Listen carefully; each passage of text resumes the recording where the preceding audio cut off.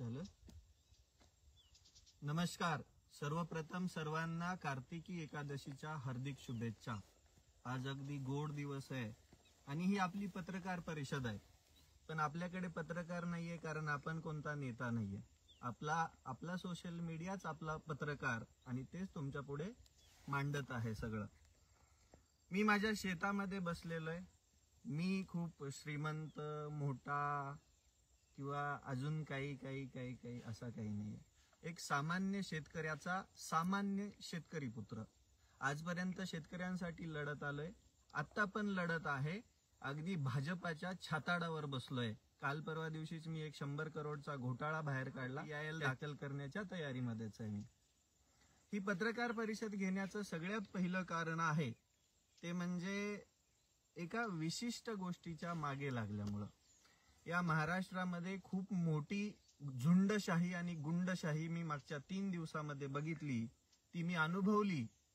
ती अगदी माझ्या घरापर्यंत पोहोचली. रात्रीच्या 11-11, 12-12 वाजेपर्यंत पोहोचली. शिव्या दिल्या, धमक्या दिल्या, जीवे मारण्याच्या पार काही करायचं ते सगळं केलं. पण आपला एक स्वभाव आहे आजपर्यंतचा, तो म्हणजे आपण कोणाच्याच बाला भीत नाही. आपल्याला ती भ्यायची गरजही नाही. आणि दुसरी गोष्ट एक आहे, हा रविराज साबळे पाटील आज नेत्याला बी भेटला नाही. भेटलंच नाही आजपर्यंत. आपल्याला कोणाचा फोनही आला नाही, कधी कोणाशी बोललोही नाही. आणि जे आज टिमकी वाजवतायत की यशस्वी झालं वगैरे वगैरे, त्यांनी मला सामील करून घेण्यासाठी किती फोन केले होते वगैरे, खूप साऱ्या गोष्टी आहेत. पण सगळ्यात मेन मुद्दा शेतकऱ्याच्या हातामध्ये धतुरा कसा भेटला हे सांगण्यासाठी मी आज तुमच्या समोर उभा आहे, तुमच्या समोर बसलेलो आहे. शेतकऱ्यांनो, आजपर्यंत शेतकरी नेते खूप झाले, खूप झाले. शेतकरी नेत्यांपासूनची जी सुरू झालेली शेतकऱ्यांची चळवळ अगदी आज खूप साऱ्या शेतकरी नेत्यांपर्यंत येऊन पोहोचली. पण एक गोष्ट लक्षात घ्या, शरद जोशी एकमेव नेते होते ज्यांनी कधी संविधानिक पद घेतलं. पण त्याच्यानंतर झालेल्या प्रत्येक शेतकरी नेत्याने संविधानिक पद घेतलं. अगदी आमदार झाले, खासदार झाले, मंत्री झाले.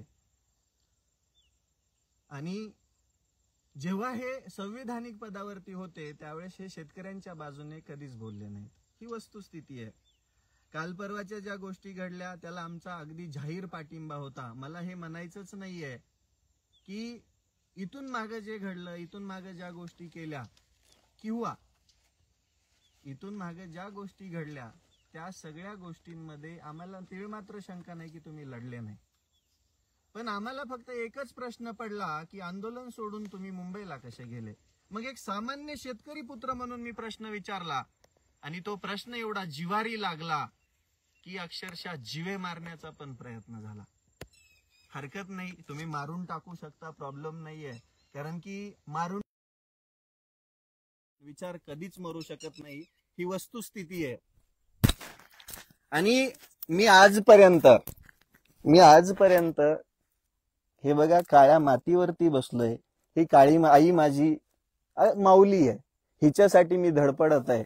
माझ्या आयुष्याची सुरुवात पत्र्याच्या घरामध्ये झाली, अजून पण त्या पत्र्याच्या घरामध्येच राहतोय. घर बांधायला चालू झालं नाहीये कम्प्लीट. पण या शेतामधून जे पिकवलं ते म्हणजे प्रेम पिकवलं. प्रेमामधून आयुष्य थोडंफार सुधारलं. पण याच्यामधून मी शेतकऱ्यांना संघटित करून त्या शेतकऱ्यांना स्वावलंबी बनवण्याचा प्रयत्न केला. मग प्रत्येक ठिकाणी आता म्हणलं जातं की मग तुम्ही आंदोलन करा. अरे मग तुमच्या आंदोलनाला अपयश आलं, तुम्ही मॅनेज झाले म्हणून लगेच तुम्ही म्हणणार का मग तुम्ही आंदोलन करा. तुम्ही केलेल्या आंदोलनाचं काय झालं हे आम्हाला ऐकायचं. सगळ्यात पहिली गोष्ट, मला ज्या गोष्टी माहिती झाल्या माझ्याकडे ऑन रेकॉर्ड, माझ्याकडे पुरावेत. माझ्याकडे हे धमक्या आलेले एवढी फाईल भरली आहे.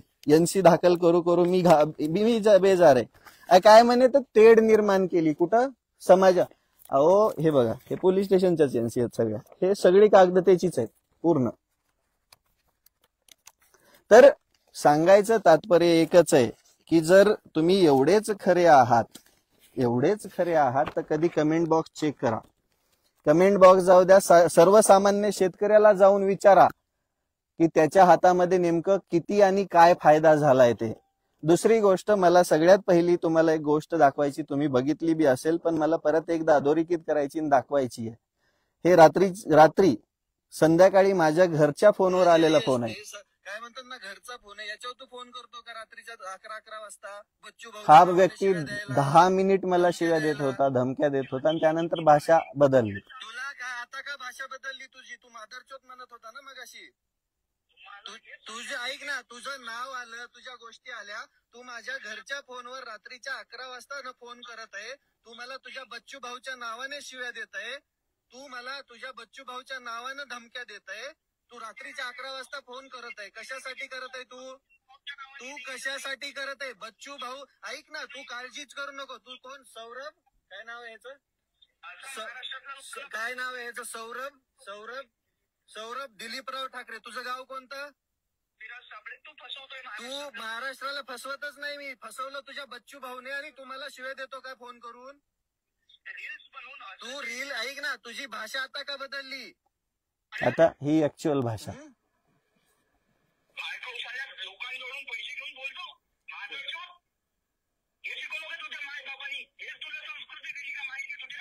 अरे तुझी संस्कृती दिसत आहे की रे.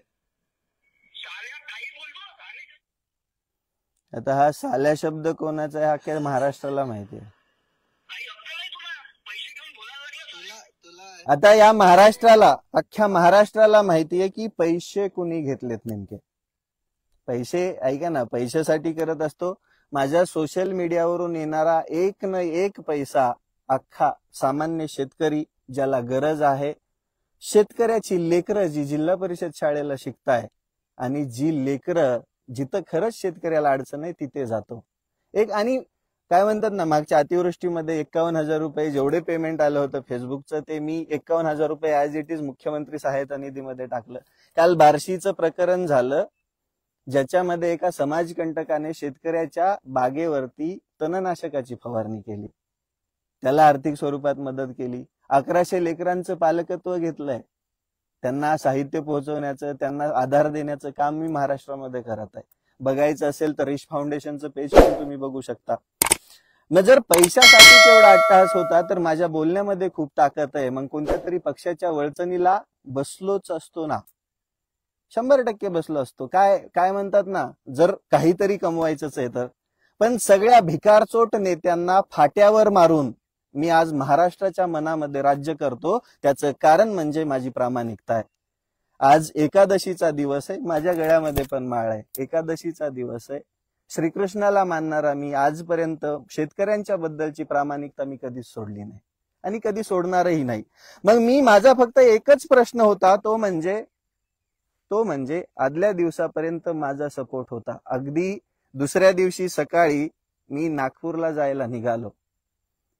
माझ्या शेतामध्ये निघणारं पेरू आणि ड्रॅगन फ्रूट पिकअप गाडीमध्ये भरलं, तिथल्या शेतकऱ्यांची सोय व्हावी म्हणून. आणि मला हेडलाईन आली की आंदोलन करते मुंबईला गेले.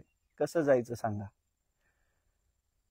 मग एक गोष्ट आहे, त्याच्या मागचे व्हिडिओ नाहीत का? म्हणजे मी सपोर्ट करत होतो, मी जेव्हा पाठिंबा देत होतो तेव्हा मी लय भारी. आणि मी जेव्हा फक्त एक प्रश्न विचारला की आंदोलन स्थळ सोडून तुम्ही मुंबईला का गेले आणि 8 महिन्यानंतरची तारीख का घेतली, एवढ्यानेच राग आला. राग आल्यानंतर प्रत्येक पोलीस स्टेशनमध्ये माझ्या विरोधात FIR दाखल, मला प्रत्येक पोलीस स्टेशनचा फोन, एवढी तत्परता.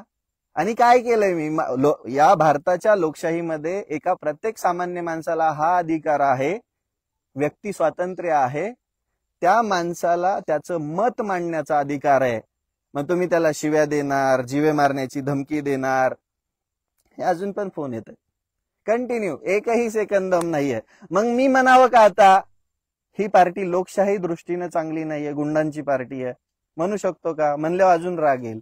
अरे मारून टाकायचे तर डायरेक्ट समोर या ना, फोनवरून काय शिव्या देता? आणि काय म्हणजे या महाराष्ट्रामध्ये खरंच कायद्याचं राज्य आहे की नाही? काय प्रश्नाचं उत्तर दिलं, विषय संपतो तिथं. आणि याच्यामध्ये अजून एक गोष्ट, आतमधली गोष्ट सांगतो. बहुतांश शेतकरी नेत्यांनी फोन करून त्यांची बाजू मांडली आणि ते स्वतः नाराज आहे असं माझ्याकडे सांगितलं. माझ्याकडे त्याच्या गोष्टी आहेत, सगळ्या पुरावे. तिसरी गोष्ट, शेतकऱ्यांच्या कर्जमाफी बद्दल.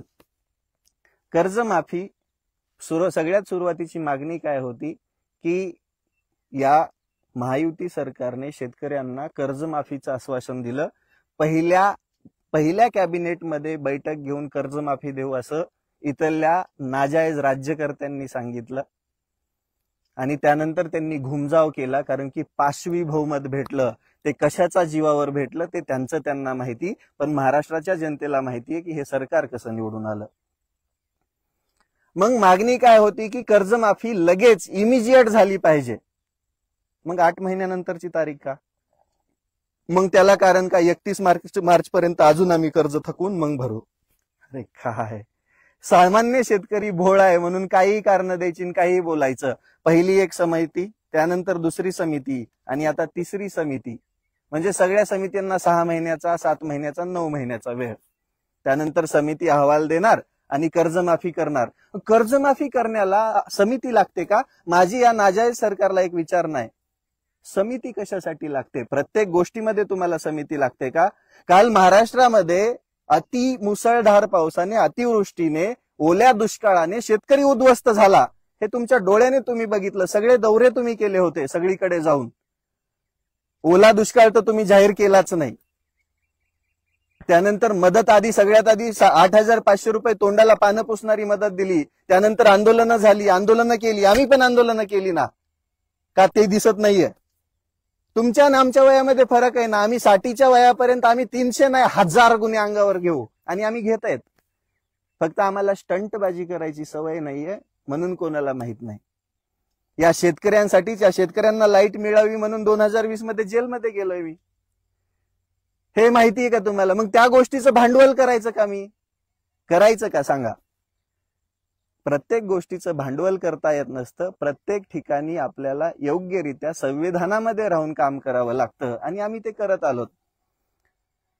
सरपंच मंगेश साबळेंचं उपोषण झालं, अगदी सक्रिय सहभाग होता माझा त्याच्यामध्ये.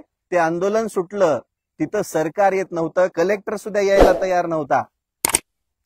तिथं आम्ही मंत्रिमंडळ आणलं, तिथं पालकमंत्री आणले, राज्याचे सन्माननीय मंत्री आणले, त्यांच्या हातून उपोषण सोडलं, आश्वासन दिलं आणि त्याच्या दुसऱ्याच दिवशी महाराष्ट्र सरकारने पत्रकार परिषद घेऊन 8,500 ची जी मदत होती त्याच्यामध्ये 10,000 रुपये ऍड केले आणि 18,500 रुपये जिरायत जमिनीला मदत देण्याचं जाहीर केलं.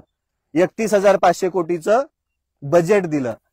त्याचा पहिला हप्ता दिवाळी आधी पडला, दुसरा हप्ता आता पडायला चालू आहे. आमच्या भूम तालुक्यामध्ये कालच पडला.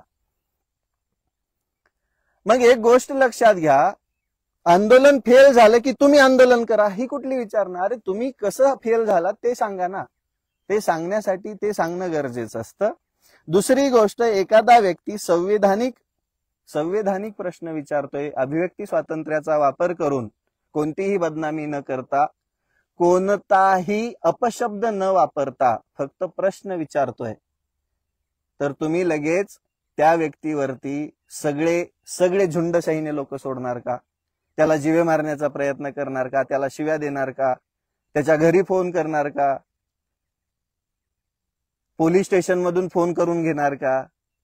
आणि काय केलं मी? माझे फक्त 2च प्रश्न आहेत की आंदोलन स्थळ सोडून तुम्ही मुंबईला गेले आणि जाताना सुटकेस का घेऊन गेले एवढ्या मोठ्याल्या?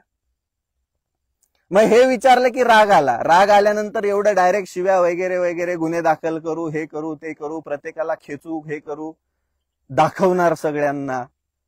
अरे काय दाखवणार? या महाराष्ट्रामध्ये लोकशाही नाहीये का? बोलायचा अधिकार नाहीये का? का हे झुंडशाहीने सगळं संपवायचंय? मला म्हणायचंच नाहीये. मला फक्त एकच गोष्ट म्हणायची आहे की आजपर्यंत शेतकऱ्यांना फक्त फसवल्या गेलंय आणि मी तेच बोलत आहे. कसं फसवला गेलंय तुम्हा सगळ्यांना माहिती आहे. प्रत्येक शेतकरी भोळा आहे आपला इथला. प्रत्येक शेतकरी नेता म्हणेल तसं वागतो. प्रत्येक शेतकऱ्याचं काय माहिती का? आपल्याला बोलायची ताकद नाहीये. शेतकऱ्याच्या अंगामध्ये बोलायची ताकद नसल्यामुळे तो कोणाला प्रश्न विचारू शकत नाही. आणि अजून एक गोष्ट सांगतो, मोठ्याच्या विरोधात बोललं की त्याला काय सहन करावं लागतं. मी बघतो ना, आखी फाईल भरली माझ्याकडे यांचं दाखल करू. अहो डायरेक्टली खुलेआम जीवे मारण्याची धमकी जर सामान्य शेतकऱ्याला आली, मला पण येते. मी पण आज भीतीच्या सावटाखालीच जगत आहे. उद्या बाबा मारून टाकलं कोणी तर उद्या कोण लढणार आहे? कोण क्रांती घडवणार आहे? भले मारून टाकलं तर भीती कोणाला आहे? परंतु किती नीच वृत्ती म्हणून बघू शकता तुम्ही. काय प्रश्न विचारला म्हणून मारून टाकणं कितपत योग्य आहे? मग शेतकऱ्यांना कसं फसवलं? आजपर्यंत जेवढ्यांनी शेतकऱ्यांच्या नावावरती गोष्टी केल्या त्या प्रत्येकाने संवैधानिक पद भोगलंय. त्या पदावरती असताना प्रत्येकाने मूग गिळून सरकारचं समर्थन केलंय. आणि शेतकऱ्यांना जेव्हा पद गेलं, जेव्हा संवैधानिक पदावर नाही राहिले, त्यावेळेस परत एकदा चळवळ आठवली आणि परत एकदा स्वतःचं राजकीय अस्तित्व प्रस्थापित करण्याचा प्रयत्न व्हायला लागला. आणि अजून एक गोष्ट सांगतो, कोणत्याही निवडणुकीच्या आधी चळवळ नसते होत, ती वळवळ होते इलेक्शनसाठी. आणि ही वस्तुस्थिती आहे. कोण कसं मॅनेज झालं, कोणी किती चॉकलेट घेतले ते त्यांचं त्यांना माहिती. पण या सगळ्यामध्ये शेतकरी फसला गेला. शेतकऱ्याला 8 महिन्यानंतरची तारीख भेटली. शेतकऱ्याच्या मानगुटीवर असणारं कर्जाचं भूत अजून पण उतरलेलं नाही. कुणी कितीही काहीही म्हणू द्या. आणि दुसरी गोष्ट, अजून बरेच जण म्हणताय की सक्तीची वसुली करणार नाही. अहो, तो ज्या वेळेस महाराष्ट्रामध्ये अतिवृष्टी झाली त्यावेळेसच घेतलेला निर्णय आहे. त्याचा पाठपुरावा केलाय आम्ही, त्या प्रत्येक गोष्टीचा पाठपुरावा केलाय. अहो, आम्ही प्रत्येक ठिकाणी धमक्या खाल्ल्यात, आम्ही प्रत्येक ठिकाणी आमच्यावरती काय काय गोष्टी केल्या त्या सरकारने आम्हाला माहिती आहे. या महाराष्ट्र सरकारमधला प्रत्येक मंत्री बरळतो. काल सन्माननीय अजितदादा पवार साहेब म्हटले फुकटातच कव्हर द्यायचं शेतकऱ्यांना, तेव्हा तुम्ही काही बोलला नाहीत. आंदोलनानंतर, आंदोलनाची आधीची भाषा होती छातीवर गोळ्या मारल्या तरी आम्ही हटणार नाही. आणि नंतर भाषा बदलली, आम्ही का मरावं का? आम्ही म्हणतच नाही मरा. आम्ही फक्त एकच गोष्ट म्हणत आहे की तुम्ही तुमच्यावर प्रश्न विचारला की तुम्ही आम्हाला मारून टाकता का? अहो, भले मारा, काही प्रॉब्लेम नाही, मारून टाकू शकता तुम्ही, परंतु त्याला काहीतरी संवैधानिक आधार असायला पाहिजे ना. या महाराष्ट्रातले मंत्री सुरुवातीला काय म्हणतात ना, माजी कृषी मंत्री, आता क्रीडा मंत्री आहेत माणिकराव कोकाटे, शेतकऱ्यांना पहिल्यांदा भिकारी म्हणले, त्यानंतर ढेकळाचा पंचनामा केला. आम्ही आवाज उठवलाच ना. आम्ही आवाज उठवल्यामुळे बदललं पद, तिथं नवीन कृषी मंत्री आले.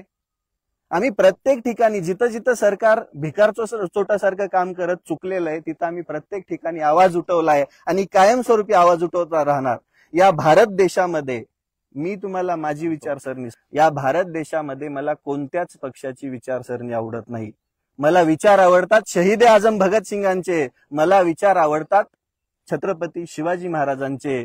मी डॉक्टर बाबासाहेब आंबेडकरांच्या संविधानावरती चालतो. एक गोष्ट लक्षात घ्या, आम्ही काम करत असताना माझं एक तत्व आहे, ते म्हणजे मी सगळ्यात वरती श्रीकृष्णाला मानतो.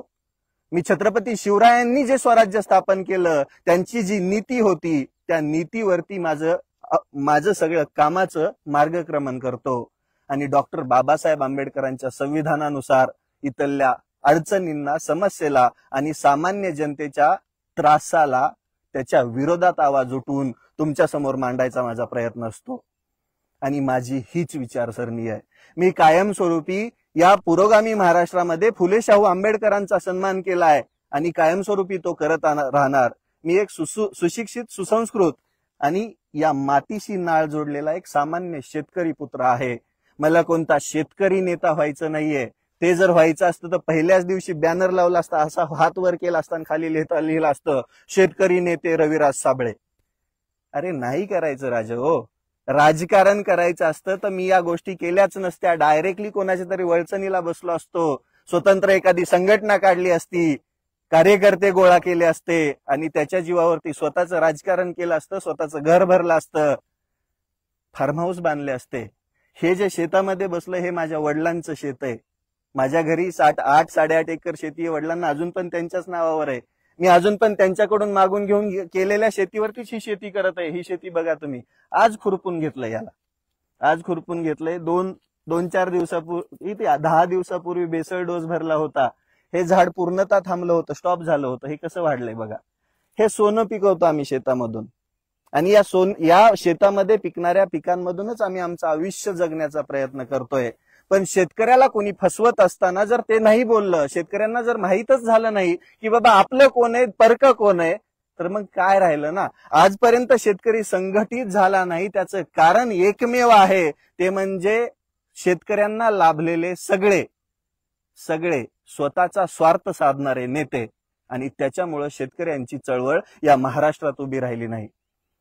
तुम्ही एक विचार करा, तुम्ही पंजाबचं उदाहरण देता. पंजाबचं आंदोलन एवढे दिवस चाललं, ते मोडीत काढलं गेलं नाही, कारण की तिथले शेतकरी नेते अगदी ठाम होते स्वतःच्या हिमतीवरती. त्यांनी कधी संविधानिक पदासाठी सरकारसोबत हातमिळवणी केली नाही. पण महाराष्ट्रामध्ये सर्रास ते घडलं आणि ते घडत आहे, म्हणून आम्हाला बोलावं लागतं. एक गोष्ट लक्षात घ्या, जेव्हा शेतकरी या शेतामध्ये राबतो, या शेतामधून पिकं उभी करतो, त्याला जेव्हा चांगला भाव भेटत नाही, त्याचा उत्पन्न खर्च वाढतो आणि भाव न भेटल्यामुळे त्याच्या पिकामधून त्याला तोटा सहन करावा लागतो, तेव्हा सगळ्यात जास्त मन तुटतं. माझ्या वडिलांची मी परिस्थिती बघितली. जेव्हा आम्ही इंजिनिअरिंगला होतो त्यावेळेस 3,000 मागितले तर 1,500 रुपये यायचे, त्याच्यात महिना काढावा लागायचा. आणि आज पण काही लई मोठी परिस्थिती बदलली असं काही नाहीये, काही नाहीये. या महाराष्ट्रामध्ये मी तुम्हाला छाती ठोकून सांगतो, माझ्या मोबाईलचे CDR काढायचे पूर्ण, माझ्या ऑफिसला पूर्ण सीसीटीव्ही आहेत, माझ्या घराला पूर्ण सीसीटीव्ही आहेत. कुठं जातो कुठं येतो हे तुम्हाला व्हिडिओ मार्फत सगळं दिसतं. मी आजपर्यंत कोणत्या नेत्याला भेटलो नाही, कोणत्या नेत्यासोबत फोनवर बोललो नाही आणि मला त्याची गरज पण नाही. आज एक गोष्ट लक्षात घ्या, काल सन्माननीय आमदार परिणय फुकेंनी कॅनरा बँक शाखा अंबाझरी नागपूर येथून 100 करोड रुपयाचं कर्ज घेतलं. ते कर्ज कलेक्टर एनए प्लॉटवरती नाही घेतलेलं, ते कर्ज घेतलंय तहसीलदार एनए वरती. म्हणजे ऍक्ट 44 नुसार घेतलं नाही, ऍक्ट 45 नुसार घेतलंय. त्याच्यावरती मी आवाज उठवला की माझ्यावर सगळ्यात पहिला गुन्हा दाखल झाला. गुन्ह्यांची लिस्ट काढली तर आमच्यावर पण आहे ना, पण त्या गुन्ह्यांची टिमकी वाजून लोकांना भावनिक करून काय कमवणार? लोकांना भावनिक केल्यानंतर लोक भावनिक होतात आणि लगेच त्याच्या बाजूने जातात. पण वस्तुस्थिती लक्षात घ्या, या महाराष्ट्रामध्ये प्रत्येक जण शेतकऱ्याच्या नावाने स्वतःची पोळी भाजायचा प्रयत्न करतोय आणि आम्ही तेच शेतकऱ्यांना सांगतोय. शेतकऱ्यांनो, आता पण जागे व्हा. तुमचं कोण, आपलं कोण, लोकांचं कोण, आपल्या विरोधातलं कोण हे लक्षात घ्या. आजपर्यंत एक गोष्ट लक्षात घ्या, आजपर्यंत शेतकऱ्यांची परिस्थिती का बदलली नाही माहितीये? शेतकरी एक तर संघटित झाला नाही, संघटित झाला तर तो टिकला नाही, टिकला तर नाहीच, पण तो संघटित झाल्यानंतर विस्कटला गेला, कारण की त्याचा नेता कधीच इमानदार राहिला नाही, प्रामाणिक राहिला नाही. आणि ही वस्तुस्थिती आहे, ही प्रत्येकाला मान्य करावी लागेल. म्हणून शेतकरी एक होताना कायम विचार करतो की यार एक झालं तरी हे नेते लोक आपल्याला काहीच कळू देत नाहीत. आणि आंदोलनाची नीव एकच असते, आंदोलन हेच असतं जे त्या आंदोलन स्थळावरतीच ते संपतं, तिथंच ते मिटल्या जातं, तिथंच ते सुटल्या जातं, तिथंच सरकारसोबत योग्य चर्चा होते आणि लोकांसमोर चर्चा होते, ना की अतिथीगृहावरती बंद दाराआड चर्चा होते. आणि बंद दाराआड झालेली चर्चा कधीच कुणाला तिथं असणाऱ्या माणसांव्यतिरिक्त माहीत नसते आणि तिथं कोणत्या सामान्य माणसाला प्रवेश नसतो. मग सामान्य माणसाने कसा विश्वास ठेवायचा की असंच बोलणं झालं? काल अजितदादा पवार आधी म्हटले की सारखंच तुम्हाला फुकट द्यायचं का, आणि त्यानंतर म्हणले 30 जून नंतर आम्ही कर्जमाफी द्यायचं बघू. तुम्ही भाषण ऐकू शकता. मग कोणावर विश्वास ठेवायचा? कोणावर विश्वास ठेवायचा? आणि या राज्याचे मुख्यमंत्री तर कायमस्वरूपी लबाडासारखं वागलेत, सारखं लबाडाचा अवतान जेवलेत, त्यामुळे त्यांच्यावर तर विश्वासच नाहीये. जो व्यक्ती जाहीर सभेमध्ये म्हणतो की कोरा करू कोरा करू कोरा करू, पण सत्ता आली, पाशवी बहुमत भेटलं की शेतकऱ्यालाच विसरल्या जातं आणि त्यानंतर परत एकदा आश्वासनच भेटतं. बरं, त्याचा लेखी GR पाहिजे होता ना. जर तारीखच भेटली तर बरोबर लेखी GR घ्यायचा, सरकारकडून काहीतरी लेखी घ्यायचं, तेव्हा मानलं असतं सगळ्या शेतकऱ्यांनी. माझा सिंपल आणि साधा सोपा सरळ प्रश्न आहे की आंदोलन जिथं झालं तिथंच ते का सुटलं नाही? आणि दुसरी गोष्ट, आंदोलन सोडण्यासाठी मुंबईलाच का जावं लागलं? आता बरेच जण म्हणतात पाऊस वगैरे वगैरे, फिसफिस चालू होती. खूप गोष्टी असतात. माणसांना भावनिक केलं की माणसं भावनिक होतात आणि त्या भावनेच्या भरामध्येच सामान्य माणसाचं सगळ्यात जास्त नुकसान होतं. त्याच्या हातामध्ये धतुरा भेटतो, पण नेते गर्भश्रीमंत होतात. आणि गर्भश्रीमंत कोण आहे हे तुम्ही सगळे बघू शकता. मी अजून एकदा या राज्य सरकारचा सगळ्यात पहिला जाहीर निषेध करतो की त्यांनी शेतकऱ्यांना कर्जमाफीचं आश्वासन दिलं, पण ओल्या दुष्काळासारखी परिस्थिती पुढे करून ते फाट्यावर मारलं. आम्ही भविष्यामध्ये शेतकऱ्यांच्या हितांसाठी कायमस्वरूपी लढत राहणार आहोत. आम्ही शेतकऱ्यांच्या हितासाठी कायम घरावरती तुळशीपत्र ठेवूनच आहोत. आज माझी परिस्थिती अशी आहे, मी एक सामान्य शेतकऱ्याचं पोरगा आहे. माझे फॉलोअर्स खूप आहेत. मी प्रत्येक शेतकऱ्याच्या हृदयावर राज्य करतो, पण इथल्या व्यवस्थेच्या डोळ्यामध्ये खुपतोय, इथल्या विरोधकांच्या डोळ्यामध्ये खुपतोय, इथल्या प्रत्येक त्या मोठ्या बड्या माणसाच्या डोळ्यामध्ये खुपतोय, कारण की मी खरं बोलतोय. आज रोजी माझ्या जीवाला धोका आहे, कारण की सगळ्यात आधी मी भाजपमधले सन्माननीय आमदार परिणय फुकेंचा 100 करोडचा घोटाळा बाहेर काढला आणि दुसऱ्या दिवशी मी आंदोलन कसं फिसकटलं आणि आंदोलन कसं अयशस्वी झालं त्याच्यावर विश्लेषण मांडलं. तर तिथून पुढे मला अगदी जीवे मारण्याचा प्रयत्न, जीवे मारण्याच्या धमक्या, फोन कॉल, सगळ्या गोष्टी व्हायला लागल्या. त्यामुळे माझ्या जीविताला तर 100% धोका आहे. मी मरायला तयार आहे. शेतकऱ्यांना जर खरं सांगण्यासाठी मला मरावं लागत असेल तर मी ते 100% पत्करायला तयार आहे, कारण की मी शहीद आझम भगतसिंगांचा वारसा चालवतो. शेतकऱ्यांना माझी तुम्हाला हात जोडून आणि कळकळीची विनंती आहे, कळकळीची अगदी, तुम्ही एकजूट व्हा, पण नेता असा निवडा जो प्रामाणिक राहील. आता तुम्ही मला नेता व्हायचं नाहीये. तुमच्यातलाच एक असा सामान्य सुसंस्कृत सुशिक्षित आणि सिस्टीम विरोधात अगदी निर्भीडपणे लढणारा एक युवक तयार करा. त्याचं नेतृत्व, त्या शेतकऱ्यांचं नेतृत्व त्याला द्या आणि या सरकारला घाम फोडा.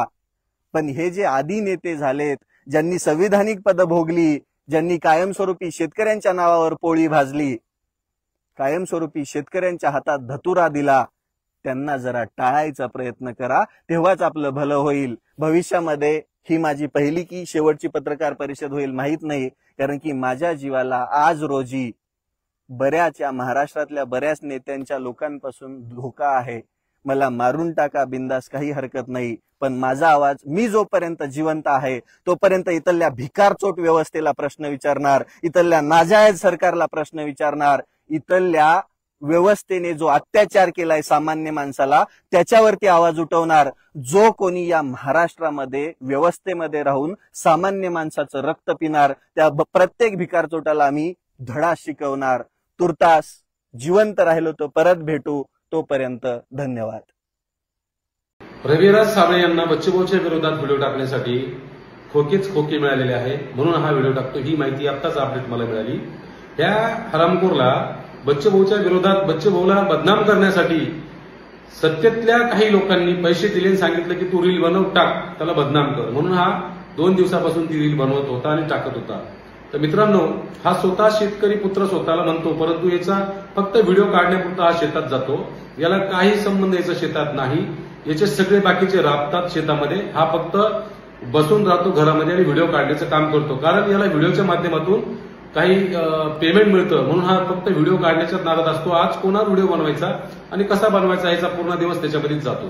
दुसरी गोष्ट, याचा जो आवाज काढण्याची पद्धत आहे सेम याच्यासारखी लोक आणि याचा आवाज हा जसा आवाज काढतो तसे आमच्या जालना अंबड हायवे टोल नाका आहे, तिथे याचे काही मित्र आहेत, हा सेम त्यातलाच आहे. दुसरी गोष्ट, बंद दाराआड जी बैठक झाली वर्षा बिल्डिंगवर, ती सगळ्यांना माहित आहे. तिथे 1000च्या आसपास लोक होते.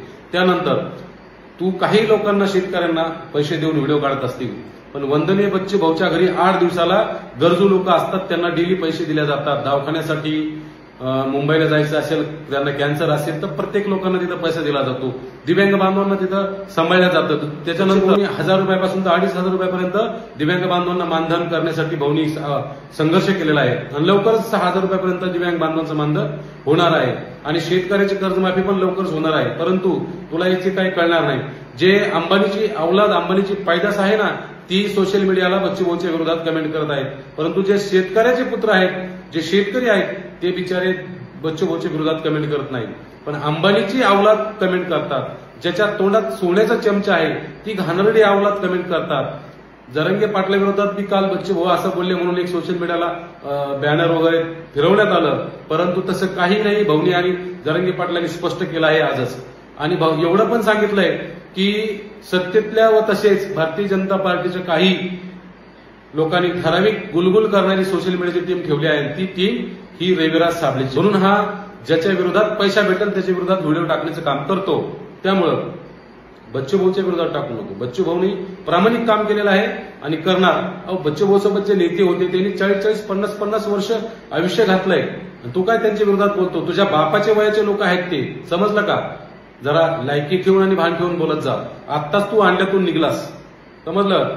आणि तुझं बोलण्याची स्टाईल आणि ते बघून तर असं आमचे अर्धे लोक म्हणतात की तुझ्यात, त्यामुळे बाबा तुझ्यावर बोलणं पण चुकीचं आहे. कारण की त्या लोकांना मी जाता येता रोज 10-20 रुपये देतो, समजलं? त्यांच्याकडे बघून मला तुझ्या आठवणीत वाटतं नको याच्या विरोधात बोलायला, नको याच्या विरोधात व्हिडिओ काढायला, परंतु तू ते करण्यास भाग पाडले, समजलं का? याच्यानंतर जर तू बच्चू भाऊच्या विरोधात व्हिडिओ काढला तर तुला जसंच तसं उत्तर दिलं.